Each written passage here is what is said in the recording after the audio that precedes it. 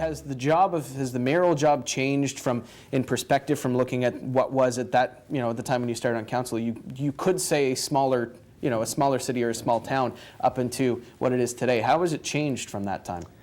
I think the way it has changed is, from the mayor's perspective, there's a lot more expectation to be present. And in Dieppe, we try to be present throughout the entire community.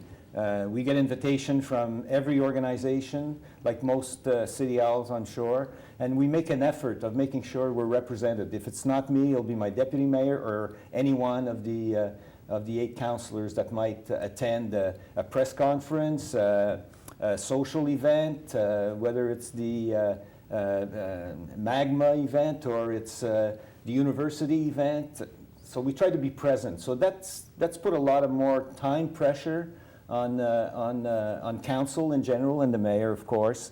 But I think I've always viewed the role of a mayor as like a chairman of a board. So again, my experience in private sector, I try to use the experience on the public side. There's no doubt that if I wanted to, this could be a full-time job. But I have a feeling that if I did that, I would be getting in the way of staff. And sometimes you have to get out of the way of your people and let them do their job. And that's what I try to do as much as possible, while giving direction, while giving advice. Thank goodness they still take my advice, or at least listen to it. They don't always buy in, but we often have some interesting discussion with staff. I am very opinionated.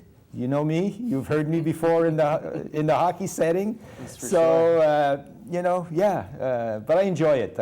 I've always been a community person.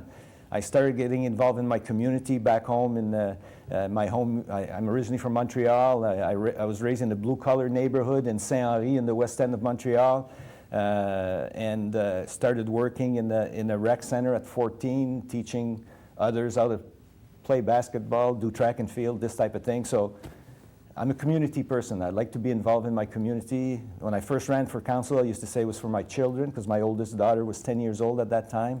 And today, I say I do it for my grandchildren so that they have a future and be able to stay here. And be able to stay in Dieppe. And with a lot of the community things, you mentioned community very, very strongly. There's a lot of community events that have been going on in Dieppe, and really kind of a push to put more in there in the last 5 years or so. Now, first of all, I'd be remiss if I didn't ask, did you keep the receipts on that for refrigerated ice surface out there for the Place 1604? Because it seems like you guys have been having some trouble with it. We have had some trouble, not as bad as it's been depicted by some people.